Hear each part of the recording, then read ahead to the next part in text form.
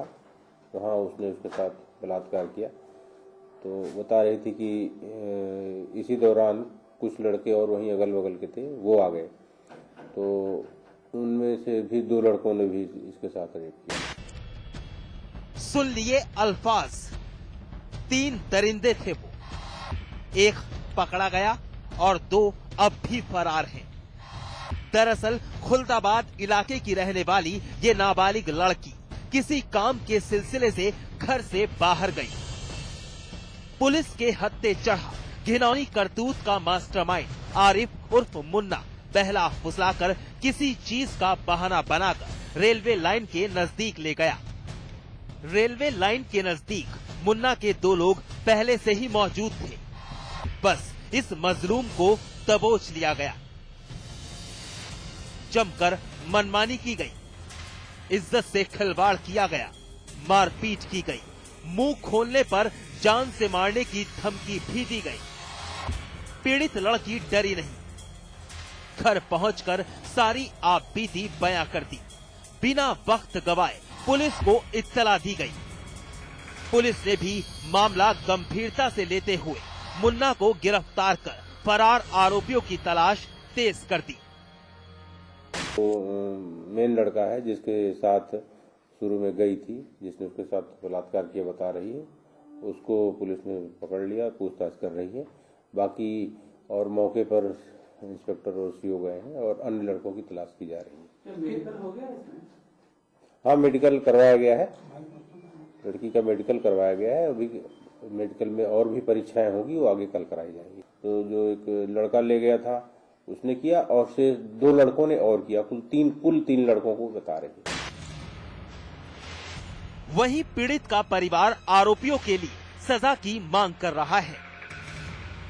हाँ, वो तो हम जानते हैं कि जो करे हैं उसको तो सजा बोल होवे के लिए, और हम कुछ नहीं चाहते साहब। आपके हम यहाँ तो कभी हम आए नहीं, हमको खुद डर लगता है, रोती। हमारी बिटिया भी रोती, ससिया गई मेरी बिटिया, ऐसे नहीं बोल। अरे साहब नहीं, जब मेरे बिटिया के साथ भाई है वो तो होने चाहिए, सजा मिले। सजा मिले, गरीब आदमी है, मेरे आदमी बेड़दारी करता है, मैं चूल्हा वासन अंदू का खिया करती।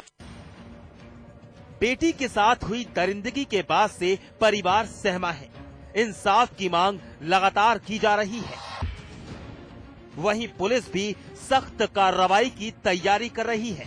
लेकिन एक सवाल, आखिर देश की राजधानी दिल्ली के उन दरिंदों की घिनौनी करतूत और जनाखरोश के बाद भी उत्तर प्रदेश सूबा सबक क्यों नहीं ले रहा? आखिर ये दरिंदे चाहते क्या हैं? क्यों किसी मजलूम की इज्जत के साथ इस तरह खिलवाड़ करने से बाज नहीं आ रहे? रविंद्र कुमार, इलाहाबाद, समाचार प्लस। बीहड़ बेहद खौफनाक रास्ते। पुलिस तो क्या, आम इंसान भी खौफ खाता है इन रास्तों पर पैर रखते हुए। खुद को बागी कहने वाले वो डकैत इंसानी जिंदगी का कोई मोल नहीं समझते। कोई भी उनके खिलाफ हुआ नहीं कि उसकी जिंदगी खत्म कर दी जाती है। ऐसा ही कुछ हुआ चित्रकूट के 2 युवकों के साथ भी, जिन्हें पुलिस की मुखबरी करना महंगा पड़ गया है। देखिए रिपोर्ट।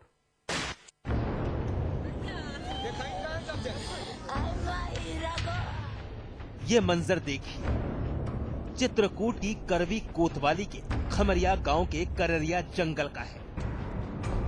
2 कत्ल हुए हैं, जगतपाल पटेल और रिंकू पटेल। दोनों की हत्या गोली मारकर की गई है और हत्यारा कोई और नहीं बल्कि 5 लाख का इनामी डकैत स्वदेश पटेल उर्फ बलखड़िया गैंग है। जगतपाल और रिंकू की मौत पर मातम पसरा है। पुलिस भी सन है, क्योंकि बीहड़ के ये डकैत इतने खतरनाक हैं कि कब कोई वारदात अंजाम दे जाते हैं पता ही नहीं चलता। बलखड़िया गैंग डकैत नहीं, हत्यारे। इंसानी जिंदगी के साथ करते हैं खिलवाड़। मौत का खेला जाता है खौफनाक खेल। अगर कोई भी गया खिलाफ तो दी जाती है सजा। मुखबरी करना मतलब जान गंवा देना। जी हां, जगतपाल और रिंकू के साथ भी यही कुछ हुआ है। और रिश्तेदारी में इनको जाना था, वहां न जाकर इनको आज सुबह जो है ये जो कररिया पहाड़ है इस पे लाश पता चली। परिजनों को, पुलिस को सूचना मिली तो हम लोग यहाँ मौके पर आए हैं। इसकी जांच पड़ताल की जा रही है, कैसे घटना हुई, कैसे यहाँ पे आए, इस बिंदु को हम लोग जांच कर रहे हैं। किसी गैंग पे और कोई शक है? इसके बारे में हम लोग जांच कर रहे हैं, उनके बारे में, गतिविधियों के बारे में। लेकिन ये पेशे से ये लोग ठेके काम करते थे। उससे इनकार तो नहीं कर रही है पुलिस, लेकिन यह है इस पर हम लोग अभी जांच कर रहे हैं। तो कहीं न कहीं पूरा शक है उस गैंग पर? बिल्कुल शक है, लेकिन इस पर पूरा जांच विषय भी है। बीहड़ खूंखार डकैतों की पनाहगाह के तौर पर जाना पहचाना जाता है। एक वीरान और खौफनाक नगरी, एक से बढ़कर एक डकैत जिनकी तूती बोलती है। आम इंसान तो क्या, पुलिस भी एक बारगी खौफ खाती है इस और रुख करते हुए। चित्रकूट के बीहड़ भी कुछ खूंखार डकैतों से भरे पड़े हैं। यहाँ भी इनकी तूती बोलती है। इन्हीं में से एक है बलखड़िया गैंग। स्वदेश पटेल उर्फ बलखड़िया गैंग इस बात का शक जता रहा था कि जगतपाल और रिंकू उनके खिलाफ मुखबरी कर रहे हैं। पुलिस को हर बात की इत्तला दी जा रही है। बस घर से बाहर आए जगतपाल और रिंकू पर गोलियां बरसाकर मौत के घाट उतार दिया गया। हाँ, ये गैंग का ही काम। कौन कौन सी गैंग सक्रिय है यहाँ? यहाँ पर 2 गैंगों के नाम तो मैं जानता हूँ। कौन कौन से? एक मेजर की गैंग है, एक बलखड़िया गैंग है। 2 गैंग, एक बलखड़िया नाम की गैंग चलती है और एक मेजर है, उसके गैंग का गोंड है वो, तो उसके गैंग का नाम नहीं जानता। कौन थे ये मृतक आपके? ये मृतक मेरे दादाजी के लड़के हैं, जगतपाल, और जो धीरेन्द्र है मेरा दोस्त ही है, गाँव का है। जगतपाल और रिंकू की मौत पर मातम पसरा है। गांव के लोग खौफजदा हैं। दोनों की लाश कब्जे में लेकर पुलिस अपनी तफ्तीश में जुटी है। पुलिस अभी इस बात की तस्दीक करना चाहती है कि आखिर ये खूनी खेल किस खूंखार गैंग ने खेला है। एक साथ 2 कत्ल और पुलिस भी मूक दर्शक बनकर खड़ी है। महज डकैतों की मुखबरी करना इनकी मौत का सबब बन गया।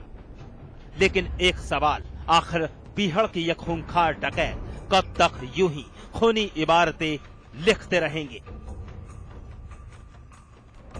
अब्दुल मुबीन, चित्रकूट, समाचार प्लस। गाजियाबाद का एक जाना माना अस्पताल अचानक दहल उठा।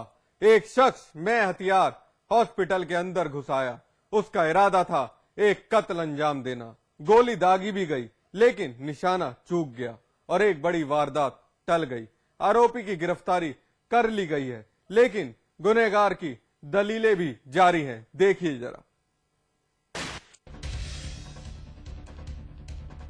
गाजियाबाद के मोहन नगर इलाके का नरेंद्र मोहन अस्पताल शहर का जाना माना हॉस्पिटल है। हर तरह की सुविधा यहाँ उपलब्ध है। बड़े बड़े डॉक्टर्स यहाँ मरीजों का इलाज करते हैं। खुदा की नेमत से डॉक्टर्स की मेहनत रंग भी लाती है। लेकिन आज यहाँ मरीज कम और पुलिस की गहमा गहमी ज्यादा है। चलिए अस्पताल के अंदर दाखिल हुआ जाए। Doctor Sanjay Gupta, MBBS MD, ये डॉक्टर साहब का केबिन है जहां मरीज अटेंड किए जाते हैं। लेकिन यहां ना तो डॉक्टर साहब हैं और ना ही केबिन के हालात ठीक नजर आ रहे हैं।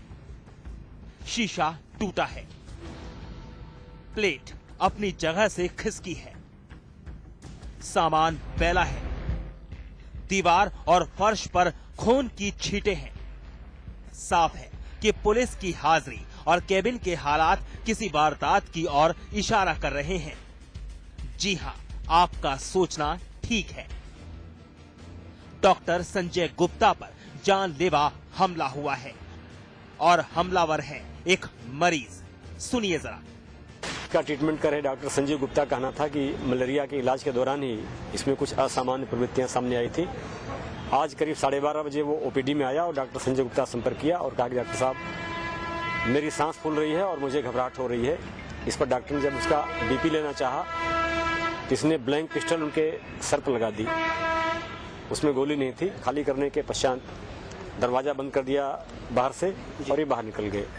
जब मुलजिम कमरे के भीतर बंद हो गया तो इसने अपनी पिस्टल लोड की और 2 राउंड फायर कर दिया, जिससे उसके शीशे वगैरह टूट गए। अब जरा पुलिस का मेहमान बना ये शख्स देखिए।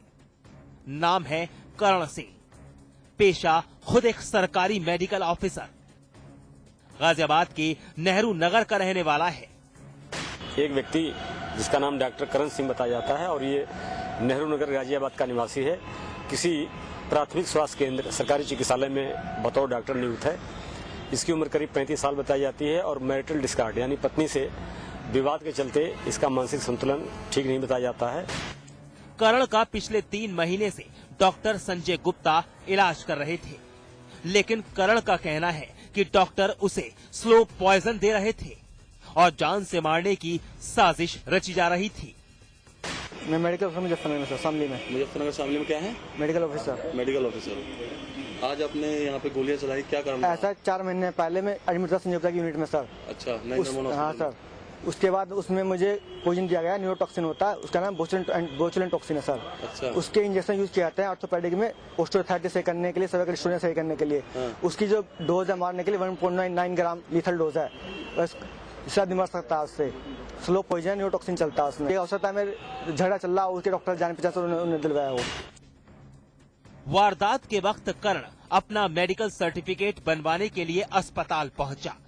डॉक्टर संजय गुप्ता केबिन में ही मौजूद थे, करण के नापाक मंसूबों से अनजान। केबिन के अंदर दाखिल हुए करण ने खाली तमंचा डॉक्टर पर तान दिया, लेकिन उस वक्त तमंचा खाली था।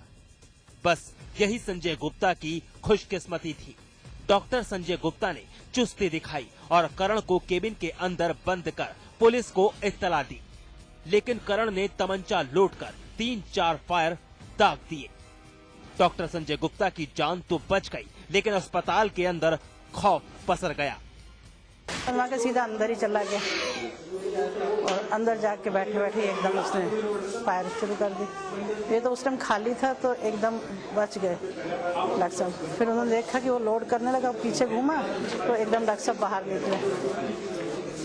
तो क्या डॉक्टर साहब को किस तरह गोली लगी है? नहीं, दीवार पे लगी हुई है निशान, 3-4 फायर किए उसने अंदर। आप इसी हॉस्पिटल में काम करते हैं? मैं यही इसी ओपीडी में काम करती हूँ।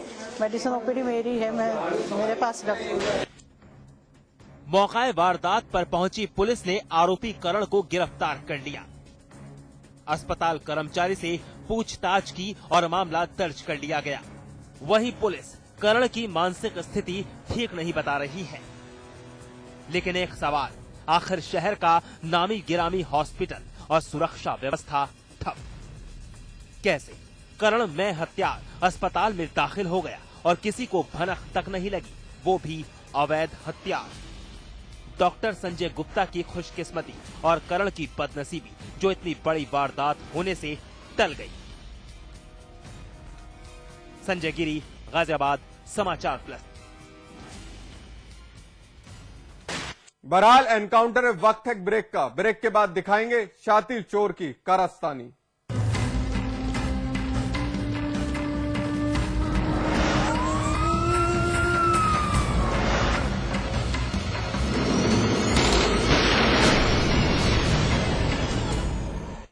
रजनीगंधा का कोई मुकाबला नहीं। इसमें है बहुमूल्य प्राकृतिक रूप केवड़ा, पवित्र शीतल चंदन तेल, अव्वल दर्जे का गुणकारी कत्था, खास खुशबू वाली इलायची, उम्दा क्वालिटी वाली जायकेदार सुपारी। रजनीगंधा का कोई मुकाबला नहीं। हम रजनीगंधा खाने वाले हैरी गहरी चीजों को मुंह नहीं लगाते। इसमें तंबाकू बिल्कुल नहीं, इसीलिए तो मैं भी खाती हूँ।